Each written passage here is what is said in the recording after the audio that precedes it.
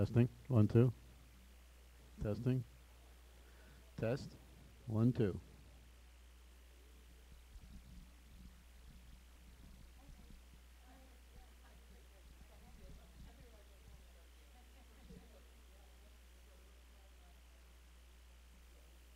Good. Okay. Everybody here?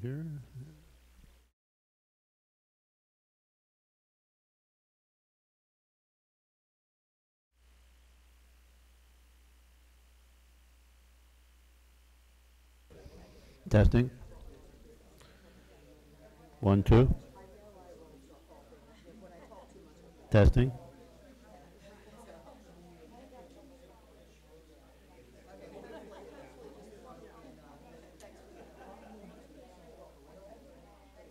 Testing. We're testing. Good? Yep.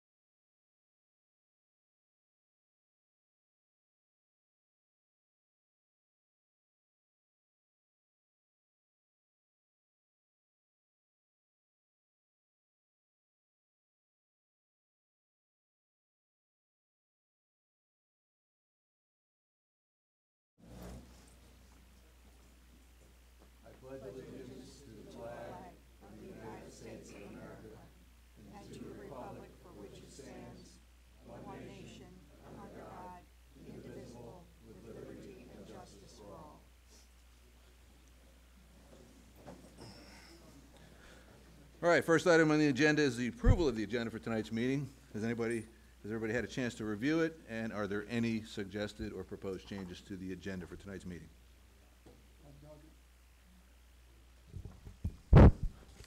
Doug, I'd like to add under committee appointments, Doris Lloyd to the Marine Activities Advisory Committee.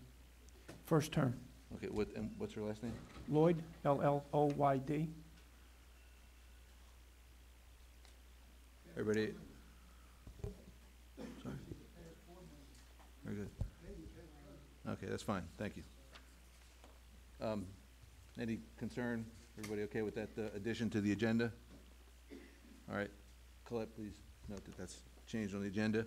I'll entertain a motion to accept the agenda as amended. Is there a second? Second. All right. All those in favor? All right, tonight's agenda is approved. We'll move forward to approval of minutes from the October 25th meeting, which is a special meeting. I trust everybody's had a chance to review the minutes. I'll entertain a motion to accept the minutes from the October 25th meeting.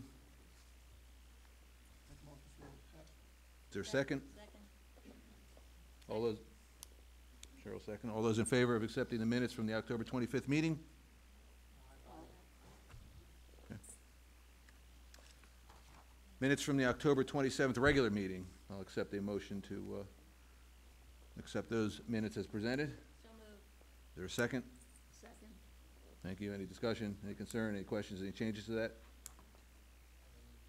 Okay, all those in favor? Aye. Thank you. Moving on to President's remarks. Very quickly, one thing to mention, we're going to try to get the Executive Council meeting. I've got it scheduled for December 4th at 4 o'clock at the Turns Grill. And if, for those of you who don't know, the Executive Council meeting is a meeting of all the chairpersons of the various advisory committees. I'm developing the agenda right now. It'll be pretty general. I want to understand, where people are, kinds of their goals for the year, and how they and the board can interact better going forward. So nothing really, strategically important other than just trying to get the ideas of everybody as we move forward and use these committees in the way we should be using them. The second thing I wanted to give, I guess you call it a shout out nowadays to the, we got some information from this Oasis Pool Working Group. I thought it was well done. I thought there was a lot of interesting information there, and I just wanted to publicly thank them for the effort that they put forward in gathering all of that information and presenting something to the board for consideration. I just think there's a lot of good ideas there, and I think we as a board need to decide what makes the most sense, but I just wanted to publicly thank them for their efforts, okay? So that's it for me today, and of course, as always, I like to thank my board colleagues. There's a lot of work that goes on behind the scenes. We have been, exchanging emails back and forth on various issues. I think what we've been doing, and it's been successful, is really trading those ideas and making sure that we're prepared for meetings. That was one of the things that I set out as a goal, and so far I've been very, very encouraged that, we've been sharing a lot of information, and for the most part are very ready to go when a meeting, is scheduled. So I thank my fellow colleagues for that as well. Next, we'll move. The next item on the agenda is a presentation from Avery All. They're the insurance agency that we use. We invited Kathy Bennett to and I wanted to use this as kind of an overview, as sort of an education for the membership to understand how our insurance policies work, what's covered, the kinds of things that, again, go on behind the scenes to make sure that we as an association are operating in due diligence, and we make sure that we have covered our assets and that we're doing the kinds of things that we should as a, as a quality organization. So, Kathy, thank you for showing up tonight, and the floor is yours.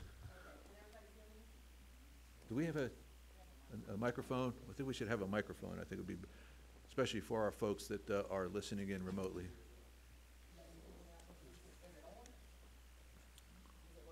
No. Test it again.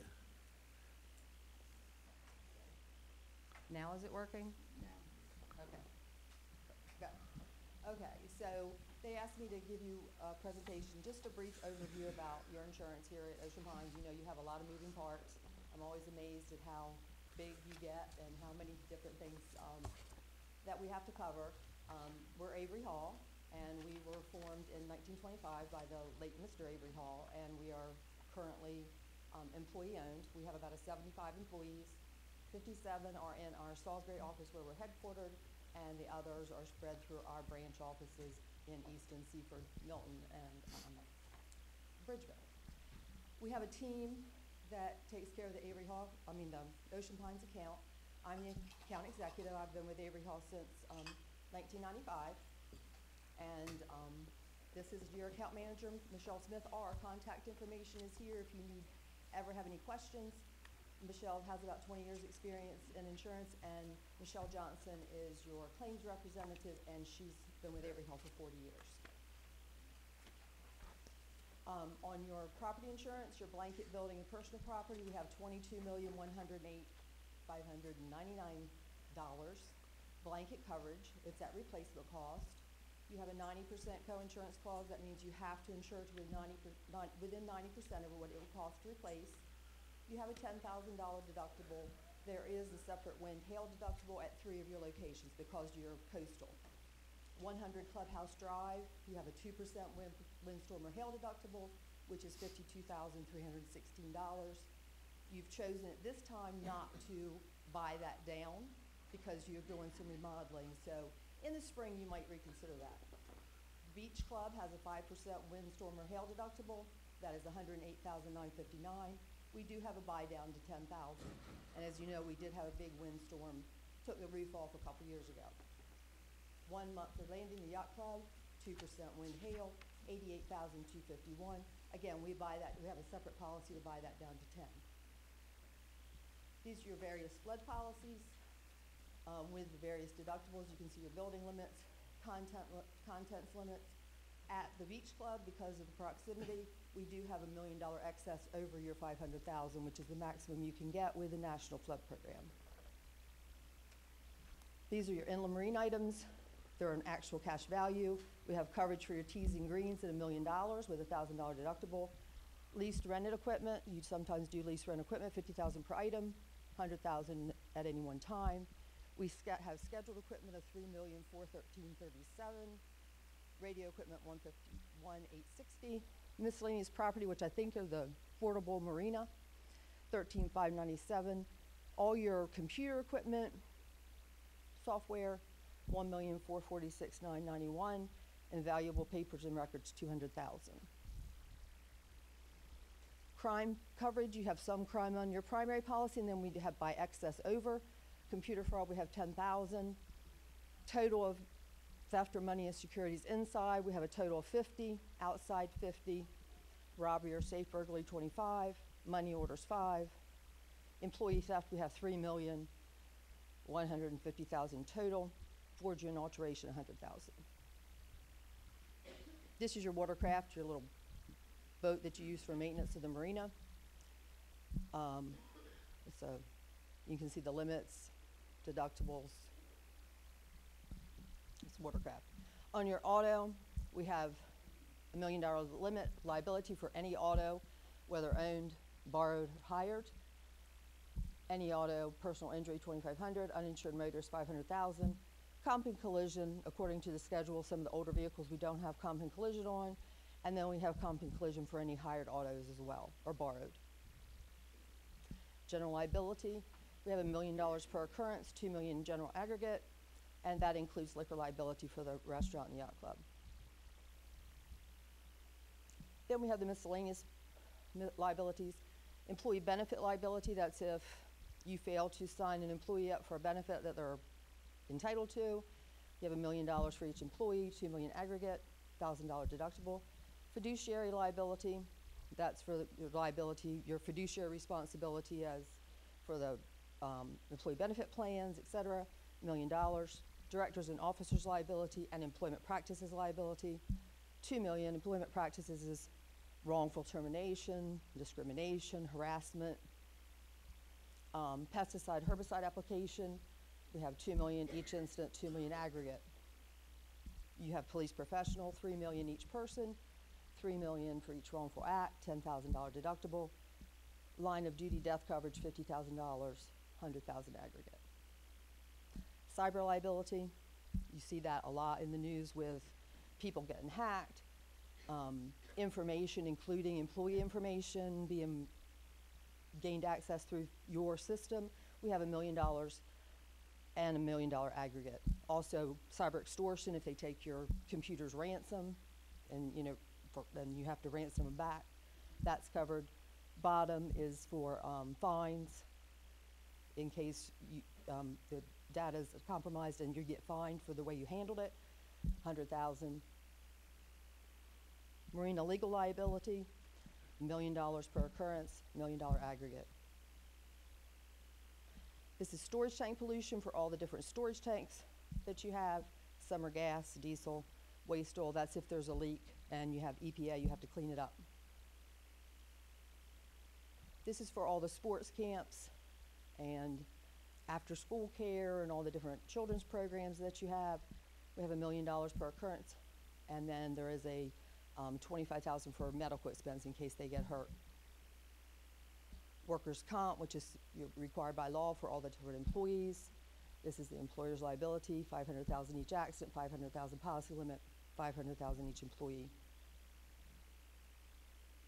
Then we have a $10 million umbrella liability that goes over the employer's liability, which is under the work comp, the general liability, the auto liability, and the employee benefits liability. And that's it. Does anybody, do you take questions? We don't take questions.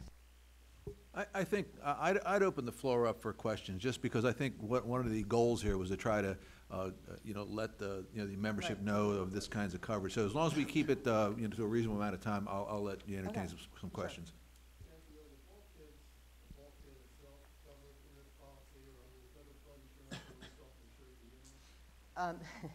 I don't carry all that in my head. I know some of the piers and docks we do have under property coverage, but flood is excluded under property. So yes, for wind or, you know, a boat running into it, which I think, didn't we have that didn't we have a boat run, or somebody blew flares up, or? Not by flood. By wind, yes. By flood, no.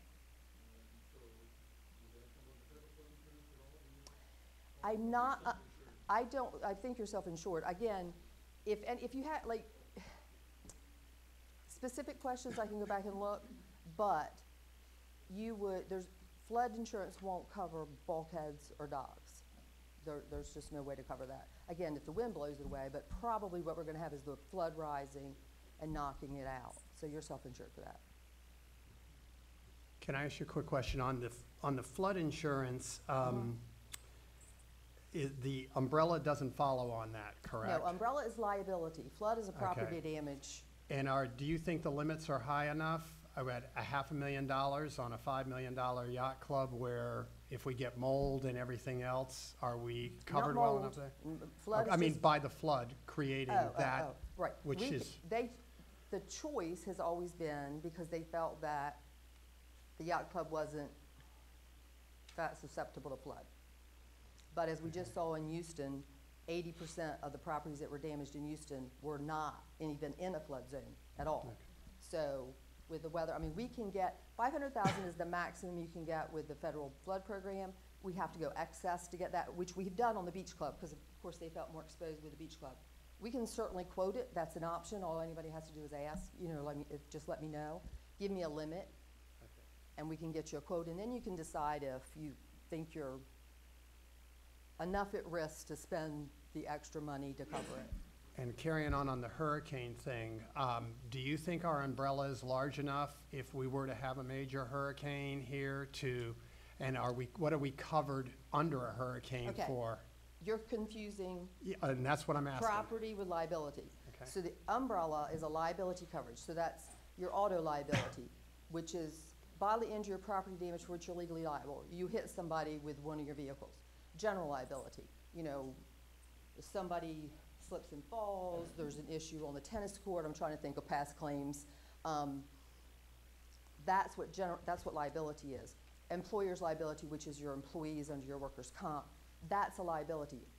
Hurricane is gonna be a property damage, either property or flood.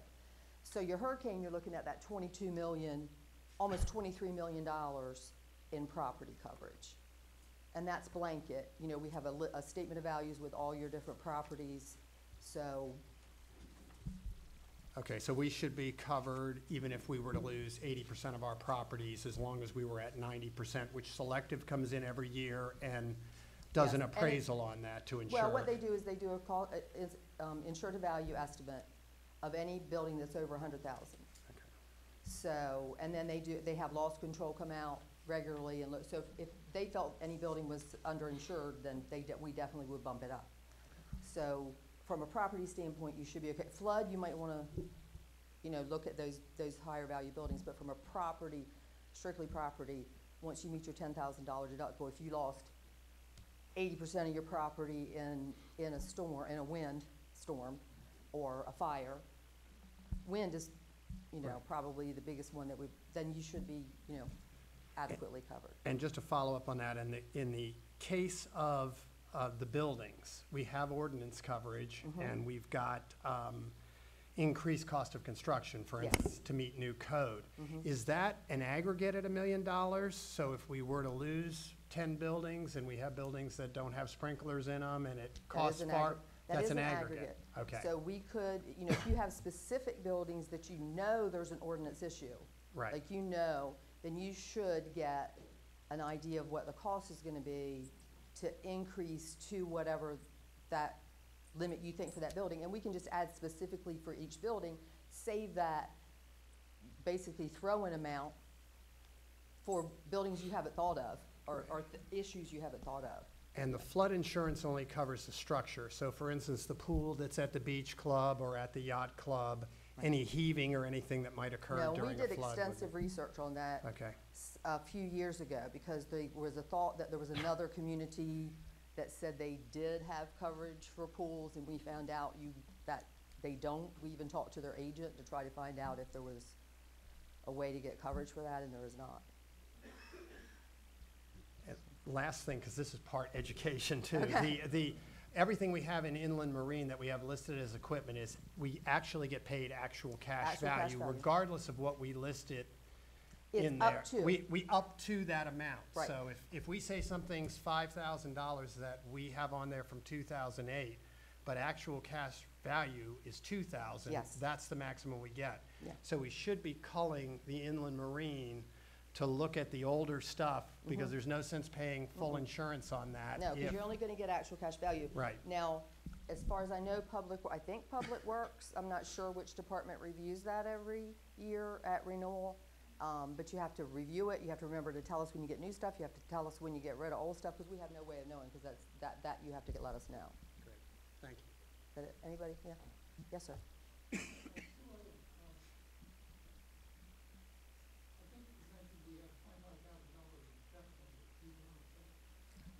We have money, are you talking about, if that's money in securities, if somebody comes in and steals money, like that's like a robbery coverage, and you actually have 50.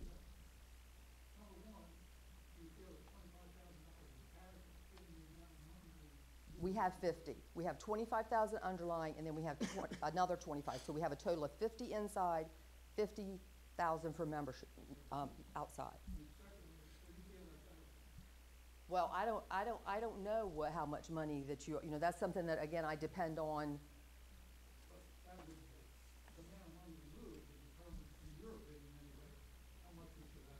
Yes, yes.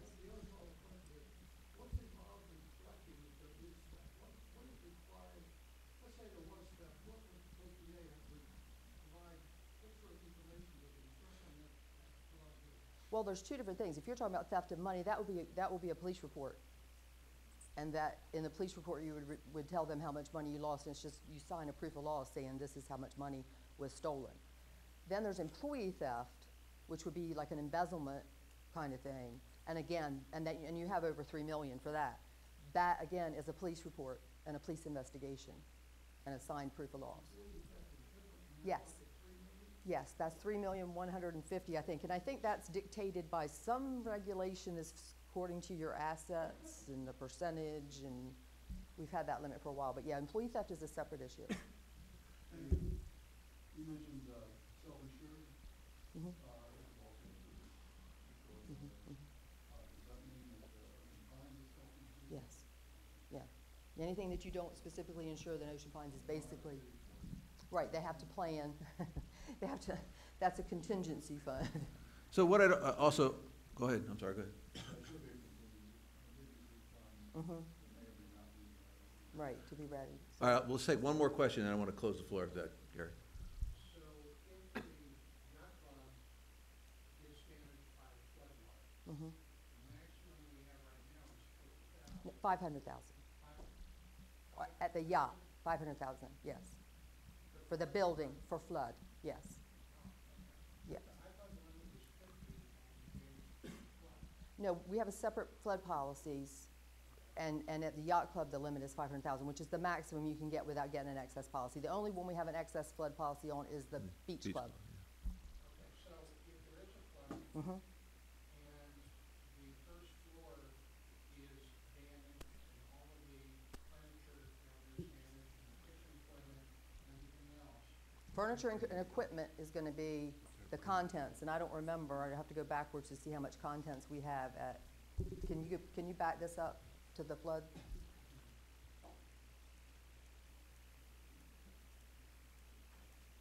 $55,100. Okay, so contents, we have 55,100. That would be the chairs, the tables, all those kinds of things. And the built-in kitchen equipment would be part of the building, but, and actually, I'm gonna pull the flood deck to see the definition of building, and I'll email it to you. But yeah, the 500,000 would be the building stuff. I just have to check and see what would be considered part of the building. Because flood is, I'd hate that they even call it flood insurance. I wish they called it flood reimbursement program or something, because it really doesn't work like any other kind of insurance. And it is actual cash value, not replacement cost. Okay, but I guess what I was leading to Right. is You have a lot of the, yeah. there's the potential for a lot of damage Mhm. in that building. Mhm. For both the building itself and for all of the equipment and Mhm. furniture. Mhm. And I'm just wondering if somebody should look at what the excess coverage Mhm. costs. Do you want me to do that? Stand by. Okay, yeah, yeah, as soon as they ask me to, I'll get any kind of quotes they want, and I will definitely send them the definition of That's it, what is after that. considered part of building coverage. And then, like I say, we can quote anything else they want. All right, I got one more comment, and then we're closing the floor. JB? Okay. For all of these things that you've gone through this evening, what's our annual premium? Off the top of my head, I don't know. Okay. It's I would say it's in excess of $400,000, but under $500,000. So to close this out, first, thank you very much, Kathy. This is very informative. What we wanted to do was expose some of these insurance policies to the membership so they are aware of these kinds of things. What I'd encourage you to do is if you have a question that comes up, maybe later on, please send an email to directors@oceanpines.org. It'll do two things. Number one, we'll forward it to Kathy for her assessment, and it also allows us to understand the kinds of questions that are out there from our membership and obviously educate us as well. So any further questions, please go ahead and email us, and we'll take it to Kathy and Yeah. get you guys an answer for it. Okay. Kathy, thank you. Thank you. And thanks, everybody, for asking very good questions. All right, next item on the agenda, Treasurer's Report. Pat.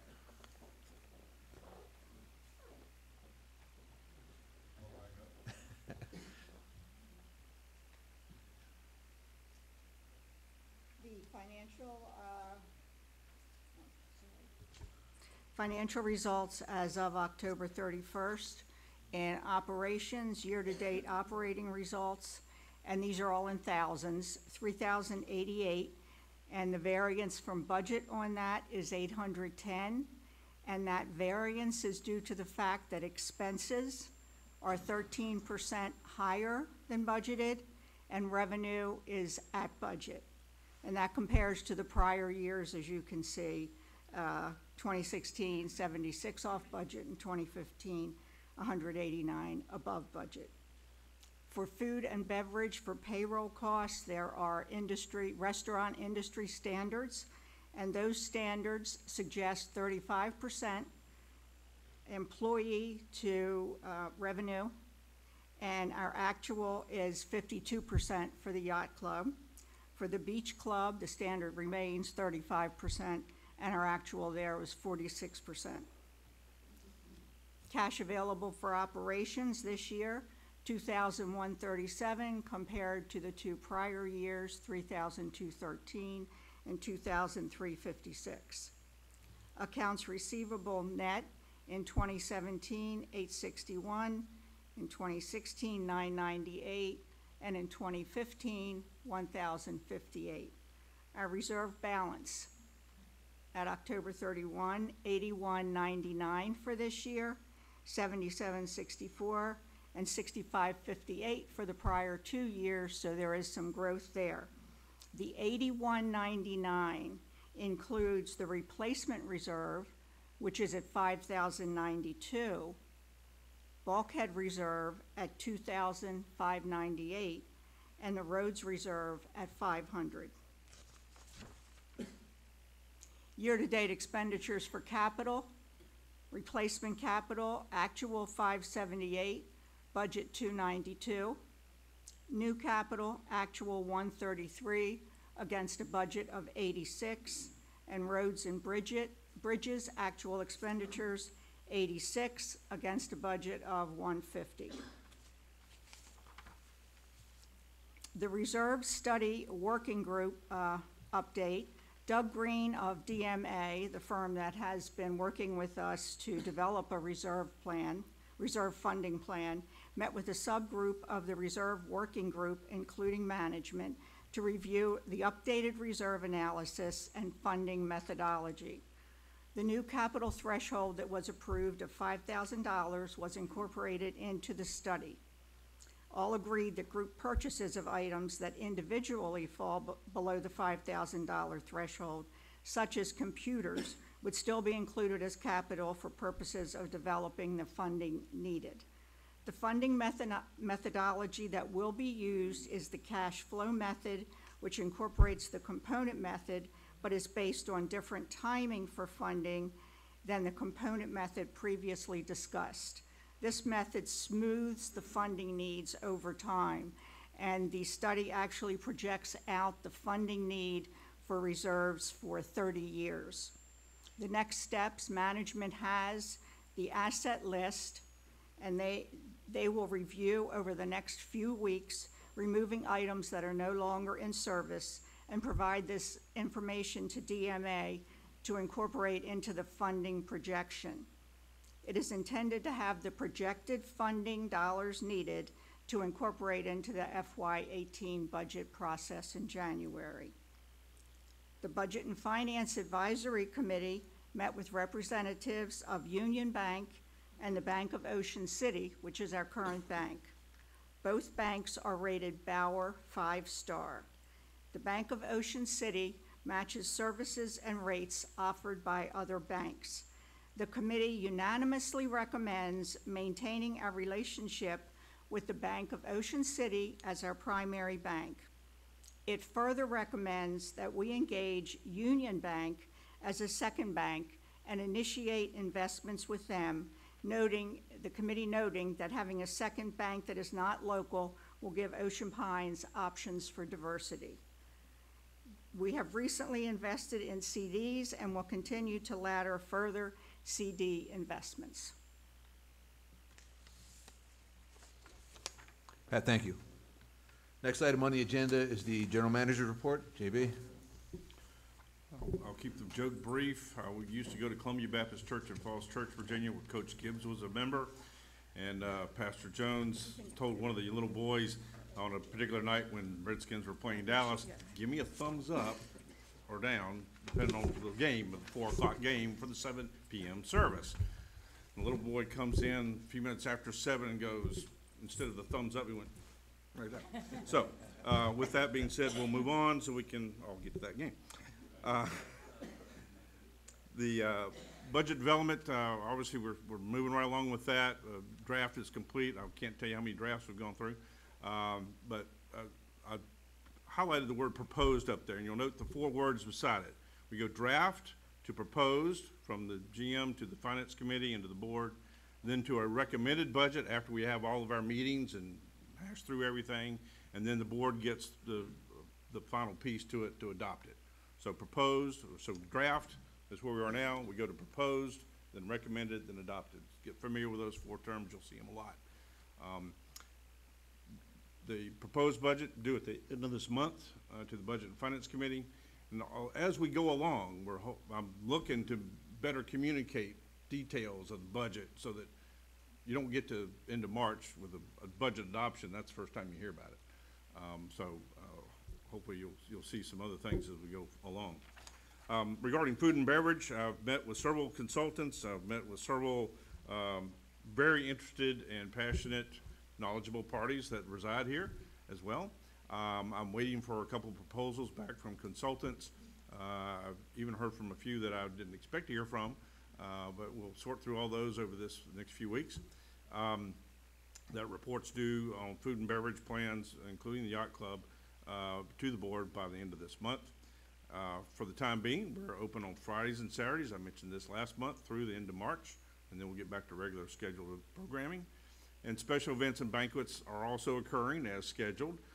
Christmas parties, we have New Year's Eve coming up, and so all those other types of things that we're doing there.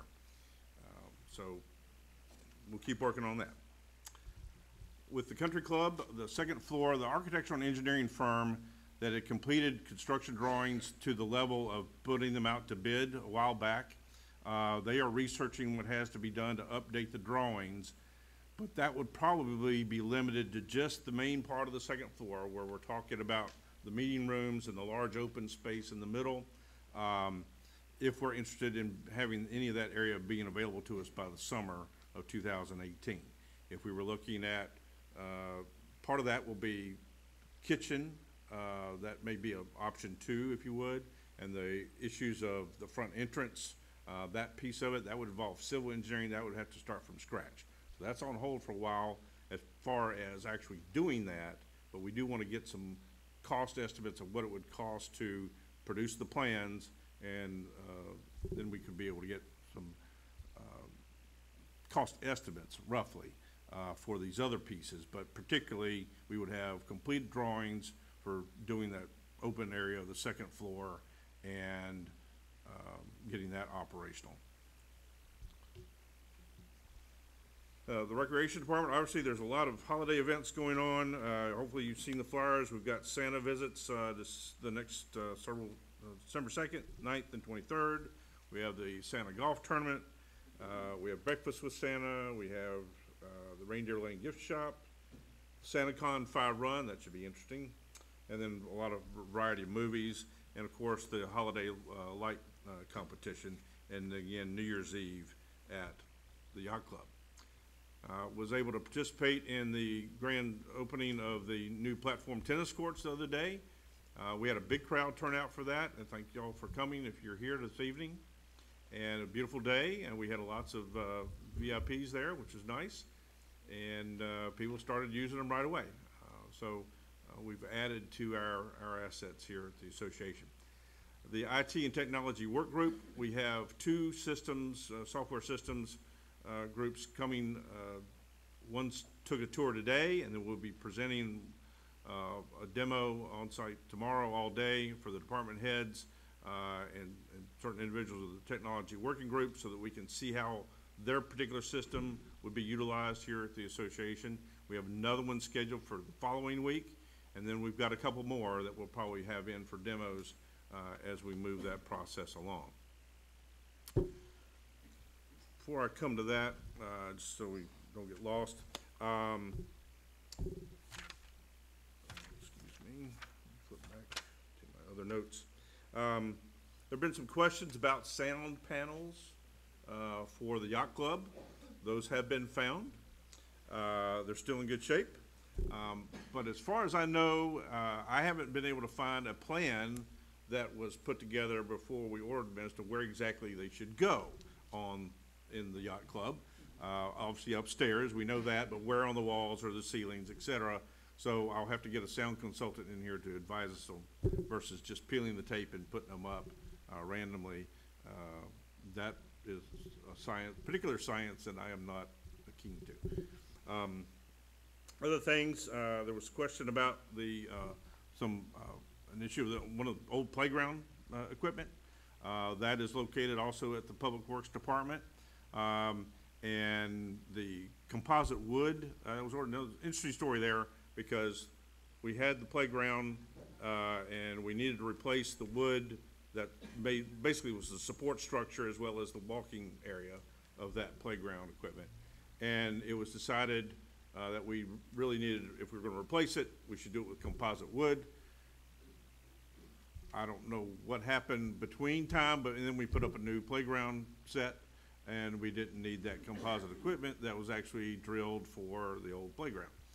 So, not sure what we're gonna do with it, but we do have that, on site, and so we'll have to figure out what we're gonna do with that next. But we do have both of those things that people have been asking about. They did not disappear. All right, and with that, I come to the last part of my report, which is actually regarding the refuse and recycling collection. The existing contract with Republic Services expires at the end of this month, on December 31st. We did issue an RFP to multiple different companies.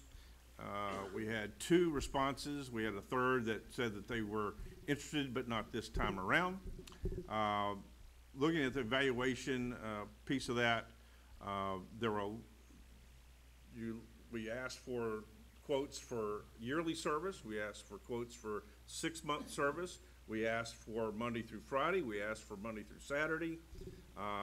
And we also have the service of both refuse and recycling for our various association amenities, all their different sites. And while Republic was clearly the lower cost for the association piece to that, by 5% and 8% respectively, the cost breakdown was pretty close as far as the residential service pickup. One was lower for the annual service, one was lower, the other was lower on the 6-month service. You do a blended rate, it was Republic by I think 80 cents. So it was real difficult to really separate that out, except when we looked at the aspect of the association aspect of it. So with that, the recommendation from the general manager is to continue with Republic Services, twice a week on the refuse collection and once a week on the recycling. 2 things that, as we go forward, we have about almost between 5,000 and 6,000 customers, 4,775, give or take. And so one of the things I'm going to ask as we move forward is to keep that track of that specifically, because that again has that breakdown of the year versus the 6-month. I also want to keep track of the monthly, basically getting that in a monthly report from Republic, as well as getting a report on the tonnage that is collected each month. As you know, we have tons of folks here during the summer months, and then we have fewer during the off season, and would like to see how that impacts that tonnage as we go forward. And that may lead to some other options, adjustments to the contract at a later time, and we'll have to, but that's why we want to follow that data.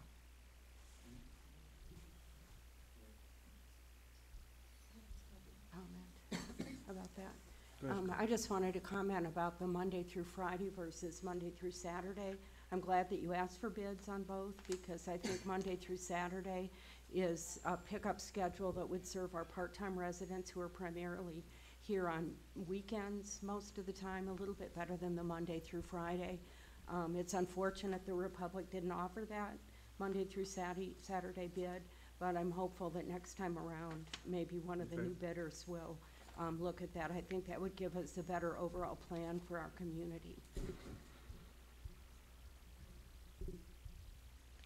JB, thank you. Yes, sir. All right, next item on the agenda, public comments. Let's remind everybody, please, civil, and please make your name and address when you come up to the podium. And do we have a microphone? Is it right there? Okay. Public comments, please, sir. Unless they're going to do it later. Last year, Steve House, I'm at 30 Mallard Drive in Wood Duck 2. Mallard Drive East, that is. I'll wait till you're through there. Last year, the building folks came out because we have bulkhead issues. And I have basically a hole in my yard that they filled with rocks. It's encroaching and getting closer and closer to my house. It's about 7 feet away from my house now. 15-foot bulkhead is, they put me on the emergency list last year, and they were supposed to change the bulkhead in November. And then they said, no, we can't do it. We're gonna do it in the spring. And they haven't done it in the spring. And after all the changeover and changing Kevin over whoever was there before, they didn't even have us on the list. And Kevin's found the paperwork that said we should have been on the list. They haven't done our, all the pre-work that they gotta do. I forget the cost of the, not certificates, but the permits. And I want to know what I can do about that, because I really don't want to go to lawyers and stuff. It's something we can work out here, but I don't understand the decision when I have such a severe issue that could impact my foundation. It's getting very close to my foundation. I have some cracks in my room that's in that side. It's not what I consider a severe foundation issue yet, but we're going to get there pretty soon if we don't do something. And so I'd like to know what can be done. Sir, thank you. JB, I think there's an opportunity for us to sort of step in. So if I could turn this over to you, follow up, if you could get with this gentleman before the meeting is over, I'm sorry, after the meeting, and get them information. I think we can at least start that process again and look into it. Thank Right. you. Other public comments? We talked about it today. I'm sorry, preference. Hi, everybody. I'm Anna Foltz, and the people are not using the mic right, number one. But my comment, I'm Anna Foltz, I live on High Sheriff Trail.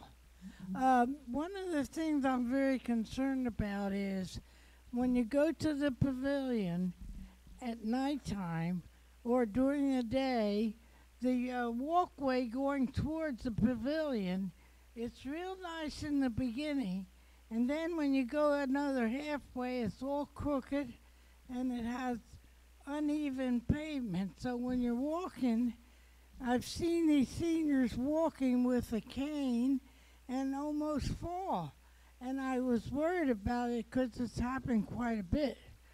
So I was wondering if you can fix that so that the seniors at night and us won't fall. That's one thing. The other thing is we need to paint the driveway, the white lines is what I'm trying to say. Because now it's going to get winter and snow and all that. And sometimes that's the only way you can get home without going in the ditch, right? So that's that thing. The other thing is one more thing real quick. The mailboxes look so horrible. I think Ocean Pines is the most beautiful place to live. And every time I see things that are unpleasant, I like to report it. So hopefully, do you take charge of that? I mean, the mailboxes, and then that's the things that I'm complaining about. And also, you do a wonderful job, and I'm so happy to be part of Ocean Pines.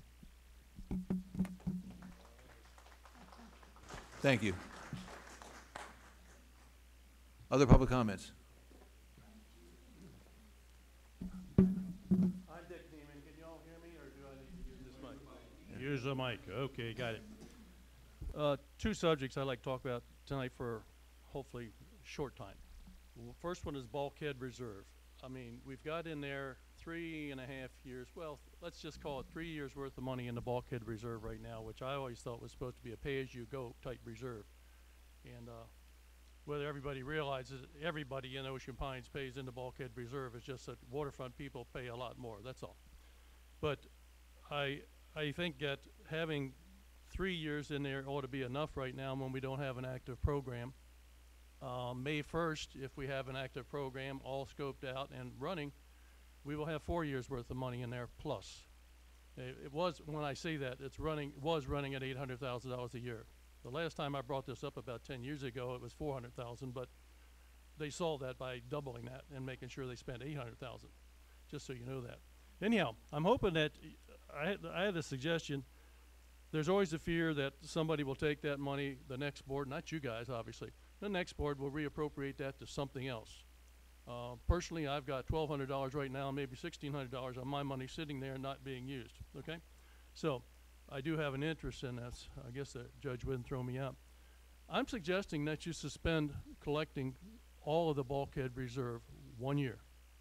I'm not talking permanent, and I had our previous manager about talked into this, and then we had the worm situation on the bulkheads, and nobody knew what that was going to cost. We still don't know what it's going to cost to replace and start another 20, 30, or 40-year replacement.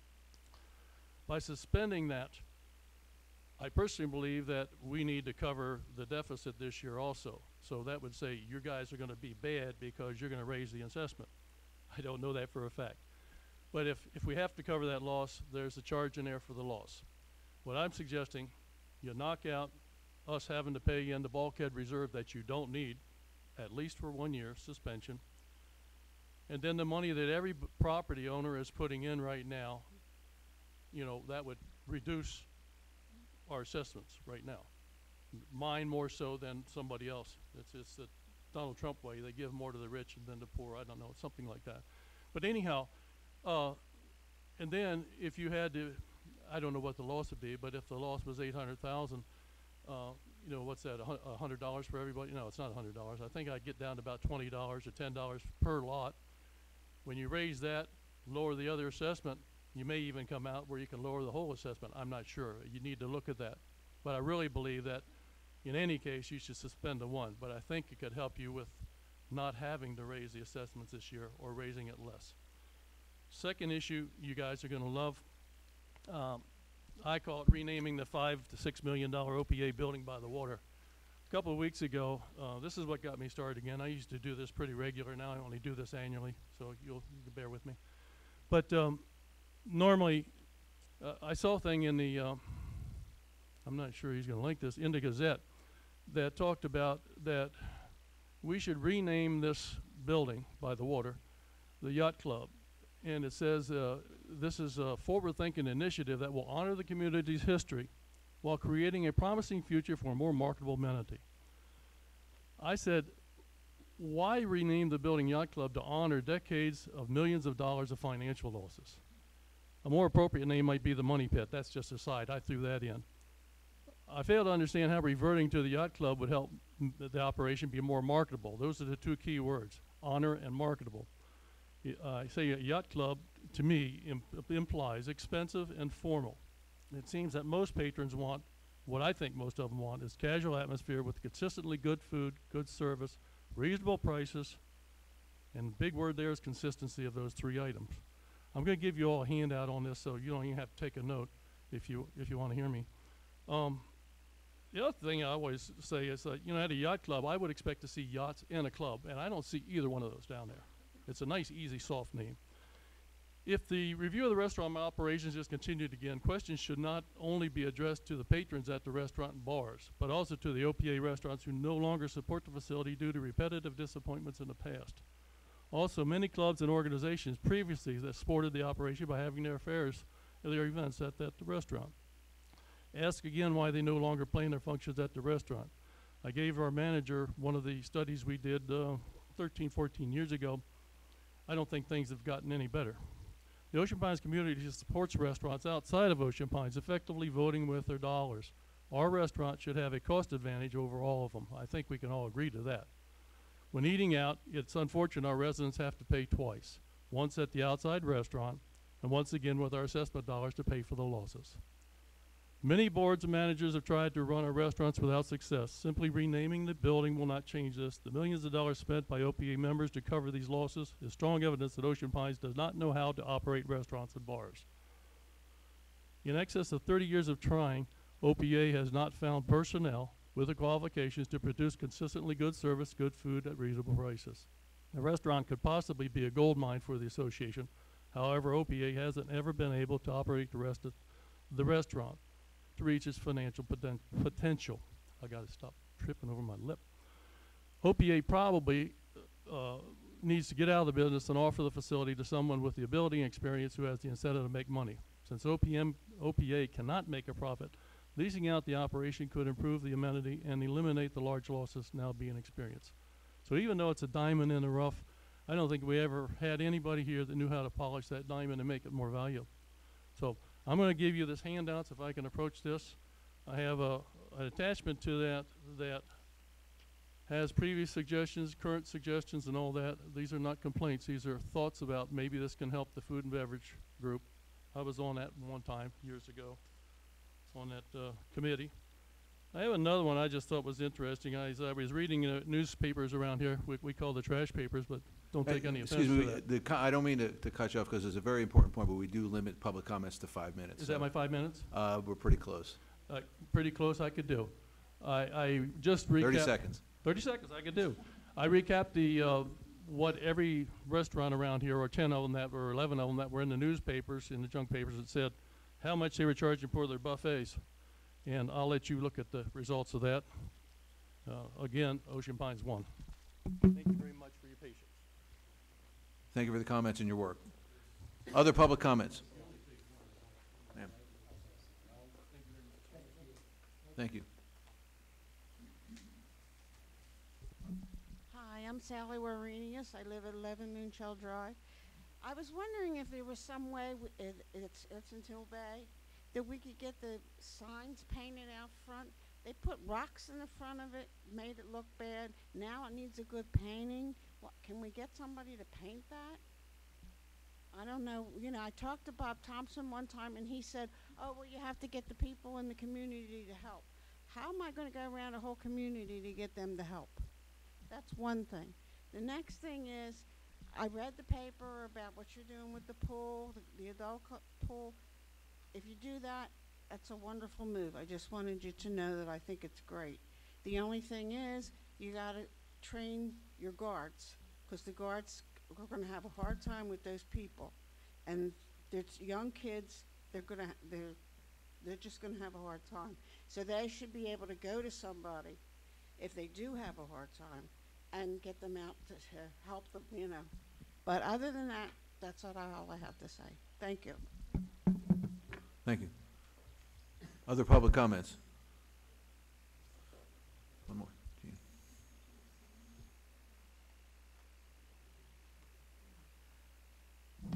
Gene Ringsdorf, 2 Carriage Lane. I just want to tell the board that I'm about ready to send you the latest updated study on costs for food and beverage operations. Labor costs are now down to 30% for fine dining, not 35.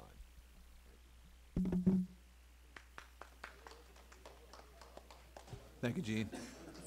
So noted. Other public comments? Seeing none, I'm going to close the public comments section of the meeting, and we'll move into capital purchase requests. As of this meeting, there have been no requests for capital purchases, so we can move into the next item on the agenda, and that is CPI violations.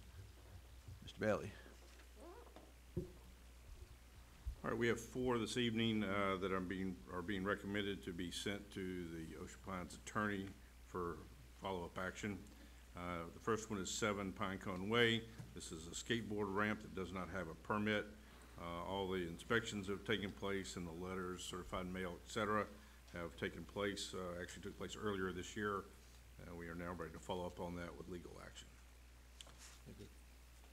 Stop right there, because we want to, we should, let's do them individually.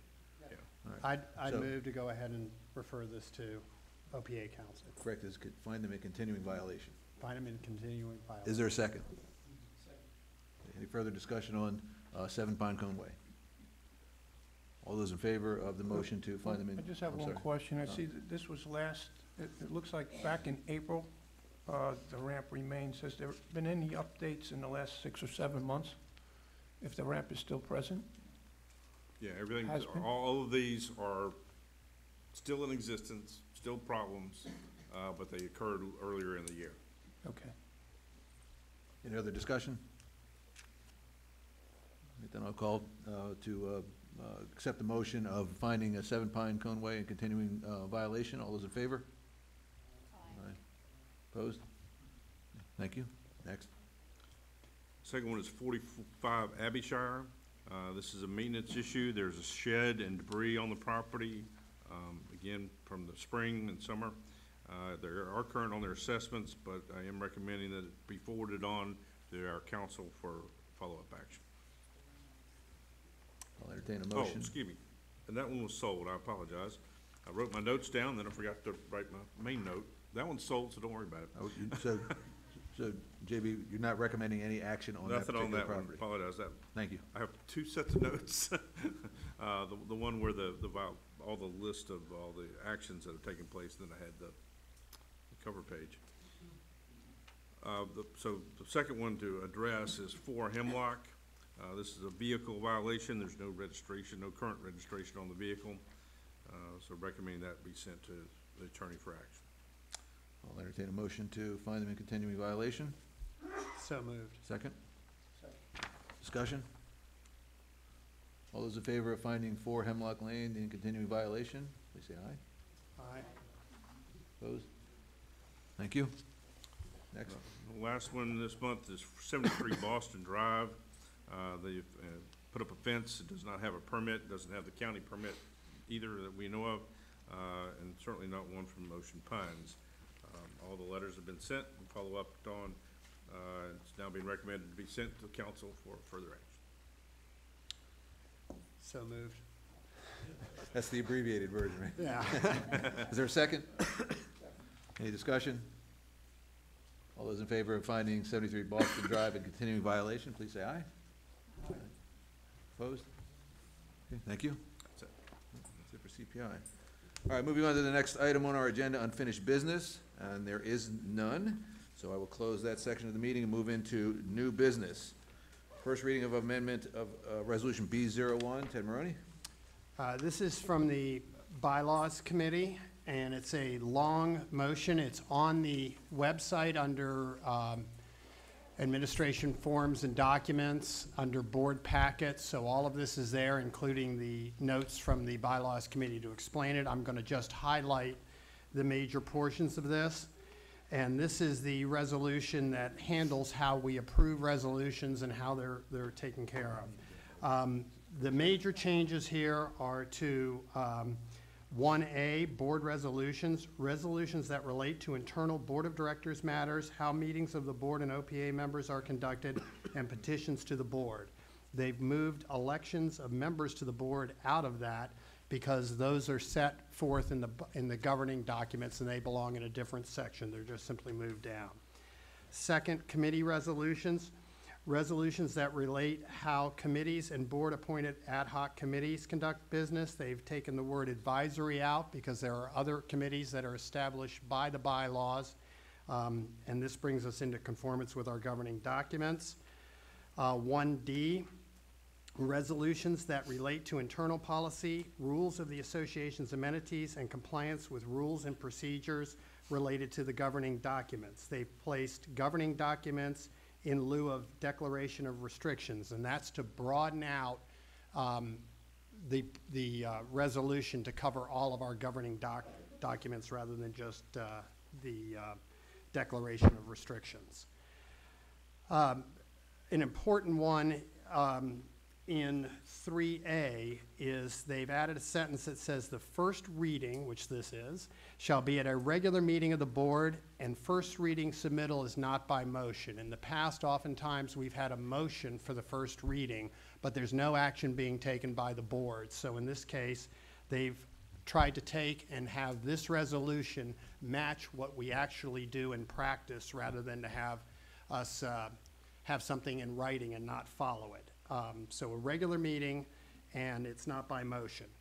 They have added a new clause in here to make sure we don't lose stuff once we get going, and that is B, resolution action responsibility. The board member who submits a resolution action for first reading is responsible for providing a sufficient description of the action. If action is subsequently approved, the board member is responsible for providing the secretary a final copy for signature approval.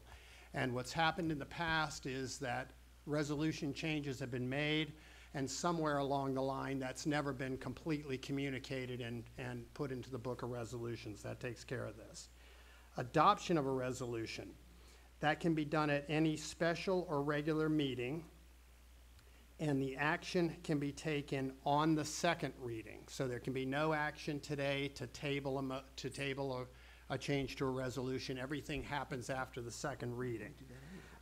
We've also eliminated, the Bylaws Committee has eliminated the word public comments and added lot owner comments in lieu of that. And the resolution may be considered beyond a second reading. So if we have a second reading and there's several amendments to it at that point and the board decides they want to wait a little longer, there's no need to take action at the second reading. Adoption by the Board of Directors.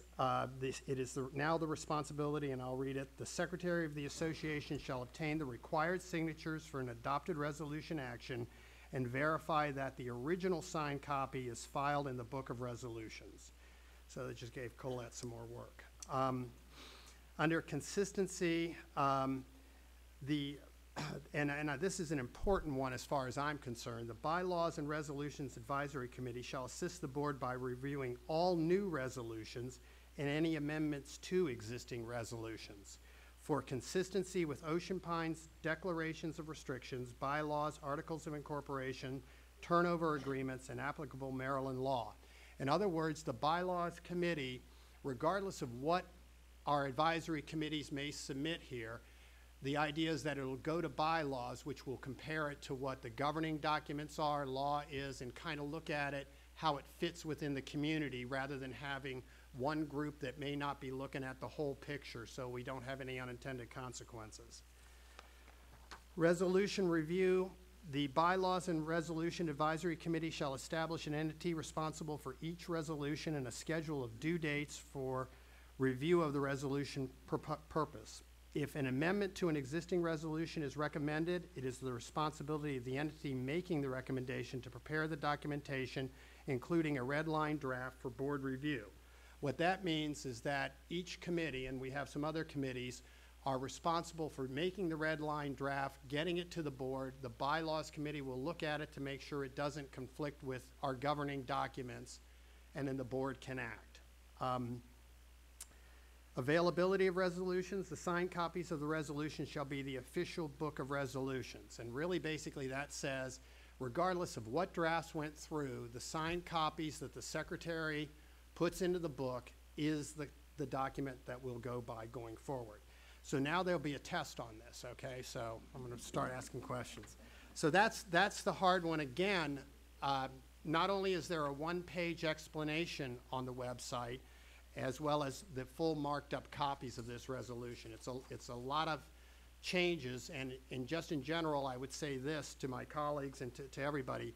The Bylaws Committee has done a good job in broadening what we're doing and including all of the governing documents, and also trying to set up a process that actually mirrors what we do, rather than to have some kind of a process that we ignore as we go along. So that's B-01, which was the hard one. B-04, which is the agenda development for board meetings. There is Hey, Ted, why don't we stop there for a second? I just, amongst the board, any questions on B-01 for Ted, while we've got our attention? There's going to be a test later, I'm telling you. So, All right, so considering it's a first reading. Yeah, first right, reading. And that's all. Okay. I actually had one question, Yes, sir. and it's more of a point of clarification. I'll be telling on myself here, but the idea of changing the term public comment to lot owner would suggest that our meetings are only open to members. No, the comments on a resolution or a governing document or a thing would be restricted to those people who own property and have that interest in here. The meeting itself could be open to everybody. Right, but- okay. I just, there's Yeah. got to be a distinction maybe, because it could get confusing in the sense that, a public comment at a board meeting can only be made by a member of the association, and I don't believe we have that restriction. Right. Okay, very good, thank you. Okay. Resolution B-04, that's the agenda development for board meetings. There is a single change in the order of business, and we've already implemented that as we've gone along here this year. and that is to take old business and replace it with the terminology unfinished business to keep us in accord with what general practice is out there. So that's the only change there. So I just want to record that we've had the first reading, get consensus from the board that we've had the first reading for both B01 and B04, so that any subsequent meeting when we need to take action, we've already met the requirement of a first reading. Good? Ted, thank Okay, you. and then I've got the, again, this is on the website, so you can see it at any point here as you go along. I've got the annual report to the Board of Directors from the Bylaws and Resolutions Advisory Committee. And I'm just gonna hit a couple highlights in here that are important. One, they talk about problems encountered and assistance required. The committee believes more owners would be encouraged to volunteer and participate in our various committees if they knew that their input to the Board of Directors was reviewed and responded to in a timely manner. Delays create the unfair perception that their input is of little value. I think we're doing a better job at that now, but I also think that we need to be a little more public with the results that come back from committees, similar to what Pat did tonight, talking about the committees that are coming back in so that everybody knows that these actions are taking place behind it. The committee also would like the Board of Directors to consider budgeting sufficient funds for legal assistance when reviewing some documents. The chair of the committee, Marty Clark, and I spoke about this yesterday, and apparently, other than one item that currently is being reviewed, nothing has really gone to legal. It's not required to go to legal, but they would like to have something budgeted. I said, how much? He said, I have no clue. So we'll go forward with that.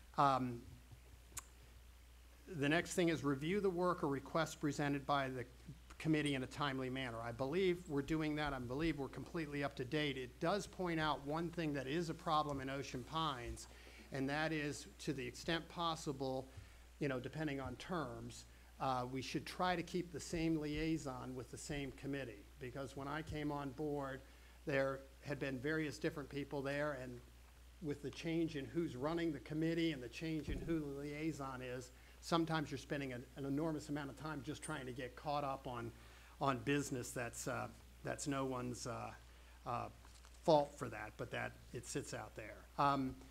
There is one other thing that they wanted to report on, M-02. There are several issues with that. We've gone back and forth with the committee a little since October, and we're getting a legal opinion on one item, but there are 4 or 5 other items that they're looking at on that. And I would strongly suggest that today we're getting a first reading of M-06 and C-07, and in accord with B-01, I'd like to refer both of those to the bylaw committee after this to have them take a look at it from a governing situation. Okay, thank you. Ted, thank you. You took care of the next 2 items on the new business agenda, so thank you. Good So we will move to the next item under new business, discussion on the Clubs Committee Annual Report. Cheryl.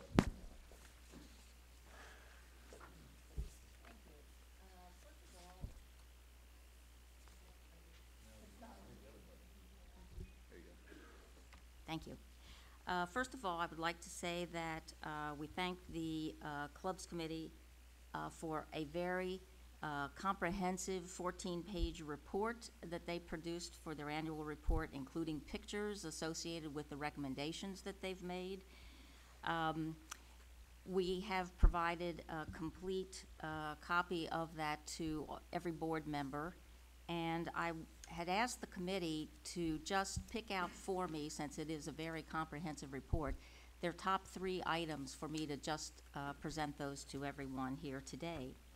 So number 1 on their list was hiring a management consultant to make recommendations on the overall management and running of Ocean Pines food and beverage services, to include hiring and training of staff and selecting menu items with the primary goal of improving the service and consistency of the food and overall dining experience at the Yacht Club. And we do still refer to it for years now as the Yacht Club. But as you've heard from someone else who spoke earlier, as well as our general manager, he's already on it. One of the other things included in what what they proposed in number 1 was they are also working on a revision of the comment card. You may not have seen those for a while, but in the past there were comment cards for people to immediately give some feedback on their experience. Number 2 was improving the sound quality, and guess what? We already heard from our general manager that he's found the missing sound baffles and is going to hire somebody who is adept at knowing how to install those. So number 2 is being taken care of. The final thing that the committee gave me as one of their top 3 was increasing handicap access to the bar and dining areas by making it more wheelchair friendly, including automatic door openers. So those were their top 3 items that they asked me to cover. I want to thank them again for a really wonderful, comprehensive annual report and all the good work that they're doing, because we all have the same goal in mind, and that is to have a successful food and beverage operation here in Ocean Pines. Now, I'm going to add a little something to cover with you, since I didn't learn we weren't having a December meeting until recently. I'm also the liaison to the 50th Anniversary Committee, which is a volunteer group that is working very hard for our celebration of the Pines becoming 50 years old this next year. And I'm just going to run through some of the events that they currently have on board for you to make note of and please participate in. January the 6th is when we'll kick off the year with a sign ceremony and a dedication. We're going to have some new signs created celebrating 50 years here in the Pines. March the 24th, you may not know this yet, but we are going to have a special Ocean Pines license plate that people will be able to buy, and we are going to have a little auction associated with that. So people want to buy some raffle tickets to be number 1, Ocean Pines 00001. On June the 2nd, we're going to have a parade. On June the 30th, there's going to be a golf tournament, and that's why we're very hopeful that our general manager will have the country club ready for us. I've been pushing him. July the 4th, there's going to be a 5K run. July the 22nd, there's going to be a beach bash, and the people are really working on making this a great event. August the 11th, we're going to open the time capsule. Did anybody even know we had a time capsule? Yes. And hopefully we'll have a cocktail reception after that. August the 18th, there's going to be a big racket tournament and this incredible complex that we have now with everything under the sun for people. And November the 10th, a winter gala at the yacht club. So those are going to be your 50th anniversary events. Thank you. Cheryl, thank you. All right, the next item under new business, a motion for recommendation to address the association's deficits. Lebanon. Thank you, Doug. Just want to make a comment to Cheryl's earlier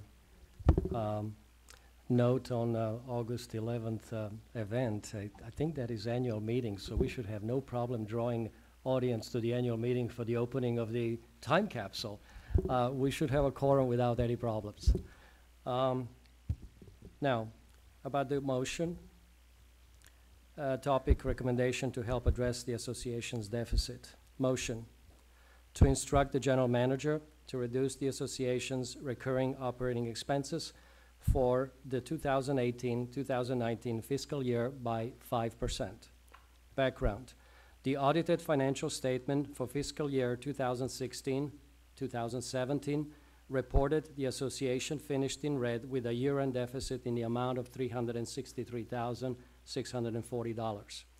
The recent October 2017 financial report indicates a growing problem that could result in another year-end deficit and possibly even larger than the one reported last year. Purpose and effect. The intent is to deal proactively with the deficit. with the deficit concerns by implementing cost-saving measures with a focus on the recurring operating expenditures. This will enable the association to improve its financial performance in a fiscally responsible and conservative way. Is there a second?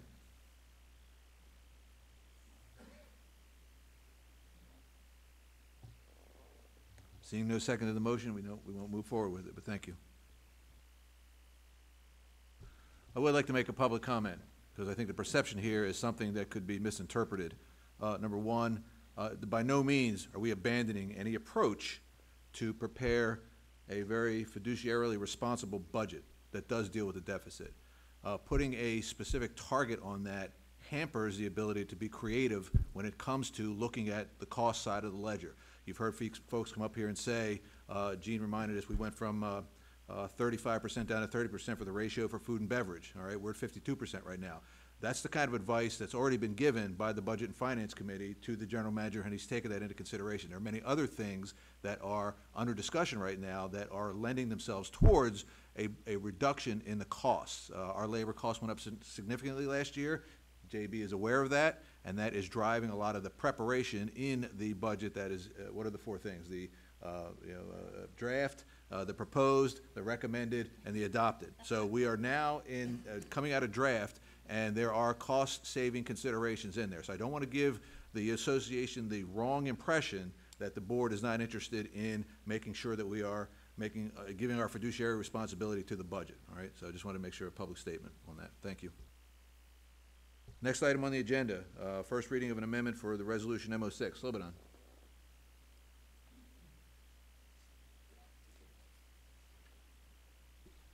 Thank you. The election committee has come back with a recommendation, with 3 recommendations regarding resolution M06.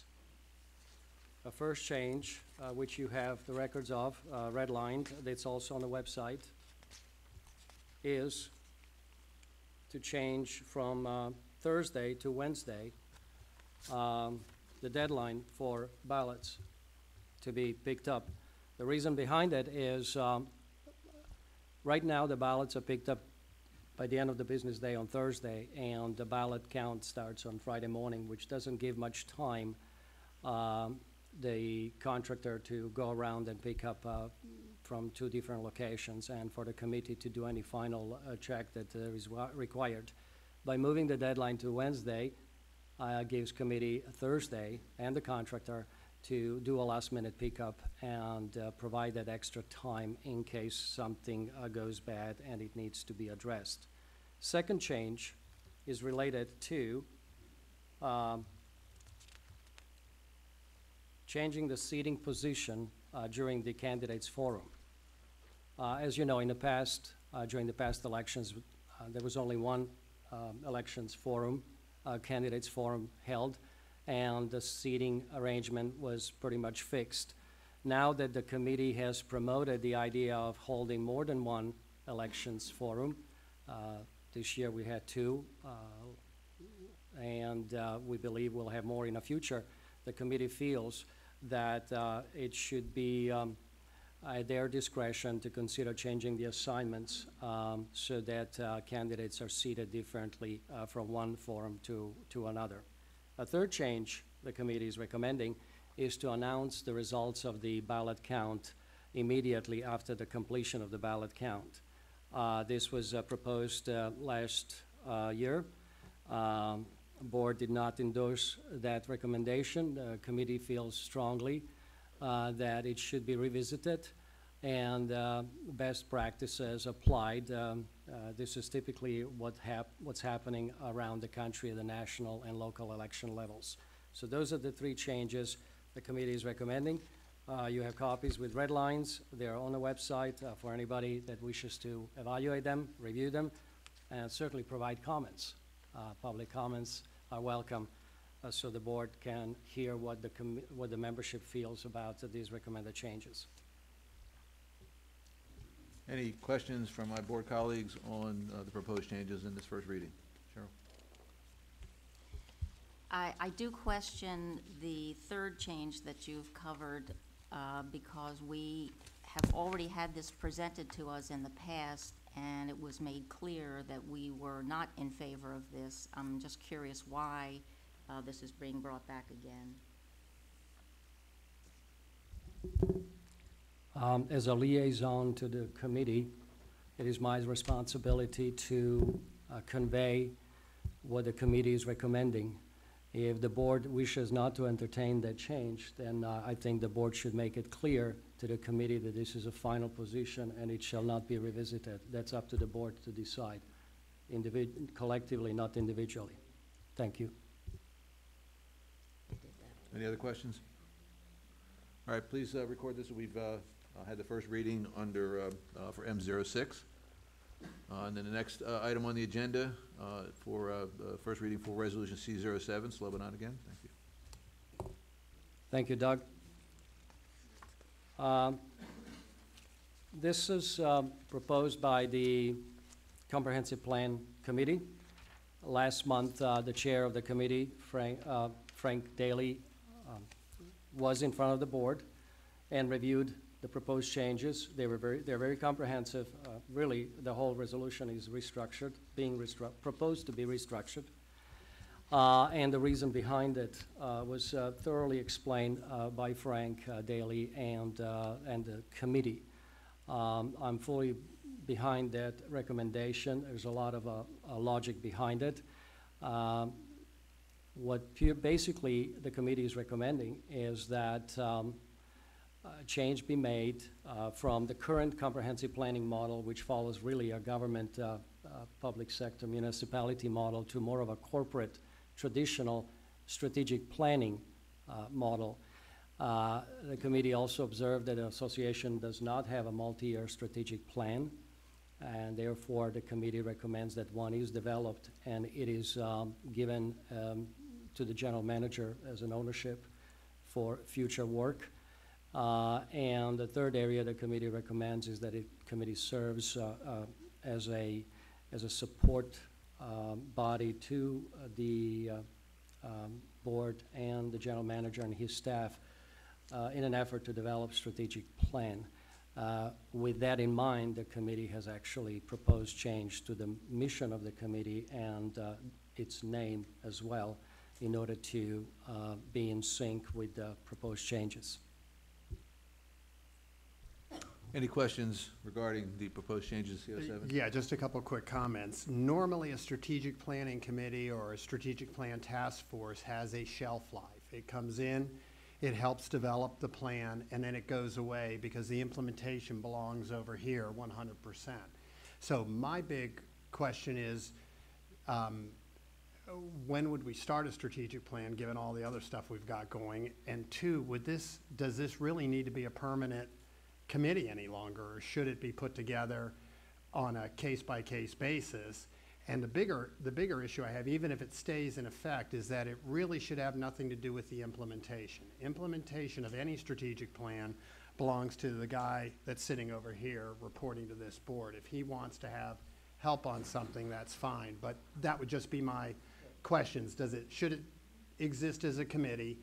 And if it does exist as a committee, then I have a little bit of a problem on the implementation part, because I really don't think we need another body helping with implementing an operational function. So, may I respond? Yeah, please. Yeah. Ted, thank you. Very good points. I believe what the committee is suggesting really is a total ownership of the strategic plan at the management level, which means the execution certainly belongs to the general manager and the association staff. As to its existence on an ongoing basis, yeah, it's true that the strategic plan gets developed for a period of 3 or 5 years, or whatever the case might be, depending upon what decision is. There are things that happen over the course of that time as you work on a next strategic 5-year plan. And that remains to be seen as far as what kind of help the staff or the GM is going to need, or the board. I think it's a collaborative effort between the board and the GM, with the GM owning the strategic plan itself. So I think you make an excellent point, whether it's an ad hoc or a permanent advisory body or a committee. And I think that's probably going to be sorted out if the second reading goes well and it's approved, hopefully with the input from a GM, because we haven't really been given that yet. And then we'll take that into consideration and plan accordingly. Thank you. Hey, Slobodan, just some housekeeping. Is this proposed out on the website so the association members can view it? Okay, I just want to make sure, as the other proposed changes to the resolutions, I want to make sure that it's made public so that everybody can see and review as they need to. It's all in a board packet, redlined, and ready for membership to review. Okay. Is that, JB, can we just make sure that that's posted out on the website so that all the associate members that are interested? It is there? Okay, thank you. Just taking, okay, thanks. The only thing I would like to comment about is the redlined or old portion of 3A has been substantially Which resolution is that? What, the one we're talking about now? CO7. CO7? 3A, they've taken out a lot of the verbiage about taking into consideration demographics, land use, natural resources, et cetera, et cetera. I actually think that that ought to stay in there. I like them spelling that out. So that's the only thing that I would like to have changed. I think that that's good so that we see the various different things that go into that evaluation of the data that they would be looking at in their strategic plan. Cheryl, just to respond, we are fully built out community pretty much so land use and things along those lines may not play a huge effect on our strategic plan as a whole, but it's definitely something that they can revisit the language to see really whether the whole thing needs to be put back in or not. So I will defer that to Frank Daly and his team. One of the members of the committee is actually a director of Ocean City government comprehensive planning body, and he is fully familiar with this area, much so than I am. So I will defer to the committee members. I'll just add, though, however, that Ocean Pines does own property that has not been developed or decided how we want to use it, so that is still applicable. And as you know, we are about to expand through the development that has been annexed by a referendum that was passed in the past. So you know, I think it is still applicable. And I just want to say that I'd agree with that. I think in particular, rising sea level is something we need to take into consideration with some of our strategic planning and the environmental impact of natural, events such as that. So I'd like to have that fleshed out as well. And we can go through this more as we go along. There's the two main things I have as a problem is implementation. I actually like it narrower because we're not defining what the strategic plan is going to be. And it exists not only of this, but it's important that staff and department heads are on it to come to, if you do a strategic plan, it's usually 8 to 10 goals with 3 to 5 objectives per goal that is done by the strategic planning group. And then the general manager comes up with a series of implementation steps to get each objective done that are solely his idea, which may change year after year. And so I don't want to I think the strategic plan, it's hard to define all of the stuff that goes into doing it. It's kind of more, so I kind of like it smaller like this, and you take into account all of that as you go through the planning process. So that's just 2 cents going the other direction, so. Thank you. Other comments? It was more like $1. Okay, I think we've got, thank you, good discussion. Trash, are we gonna? As my grandmother used to say, I spent. Okay, Yeah, okay. They were yelling at me from the other table. I got you, don't worry. So, technically, I'm supposed to say, is there any other new business? Cheryl? okay. I would like to, although this is something that we should have thought about earlier, I guess, but I would like to make a motion at this point that we accept the recommendation of our general manager to continue the trash pickup service with Republic. Is there a second? I second. Discussion.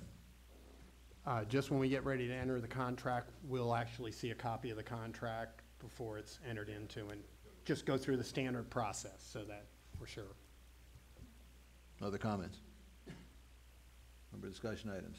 All right, I'll close discussion, and all those in favor of accepting the recommendation of the general manager to award the refuse and recycling contract to Republic, please say aye. Aye. Opposed? Please record it was unanimous. Details there. I don't have it memorized, but. Other new business? Seeing none, I'm going to close new business and move on to committee appointments. As president, one of my duties is to approve chairpersons of the various advisory committees. It's been requested that John Viola be appointed as chair of the Budget and Finance Committee. I will do so and appoint John in that role. Thank you, John. Your experience and leadership in that role will certainly benefit the association. Thank you. The second item is another request to have a chair for the Environmental and Natural Assets Committee, and I will appoint Tom Janasek to chair that committee as well, and I thank Tom for his efforts in volunteering and serving that role. Yeah, Tom was apparently, he's probably going where we should be, and that's to watch the game. But anyway, the next item, Larry Perrone, first term Budget and Finance. Any questions on Larry? All those in favor? All right. Go ahead. I just want to point out that the copies that we were provided were not signed by the chairperson and the liaison, and that really should be done, but it's of no consequence. I turned in Perone and Decker to Michelle. Okay. We will clean up the That's signatures. just me being, The signatures picky are there. lawyer. The next appointment, Mary Decker, first term Budget and Finance. Any questions on Mary? Seeing none, all those in favor of appointing Mary Decker? Aye. Thank you. Next appointment is Kathy Gallagher, first term in the 2018 Search Committee. Any questions on Kathy? All those in favor? Aye. Next one is Peggy Turner, 2018 Search Committee. Any questions on Peggy? All those in favor? Aye. And last one is Doris Lloyd, first term Marine Activities. Any questions on Doris? And that was the one that was added at the beginning of the meeting per Tom's suggestion. Okay. Any questions on Doris? All those in favor? Aye. Okay. All right, that's the end for the appointments.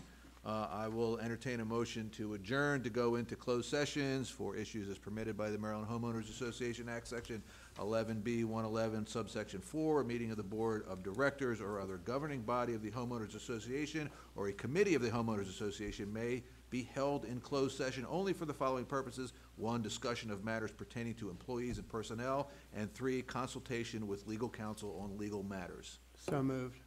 Is there a second? Second. All those in favor? All right. Thank you, everyone.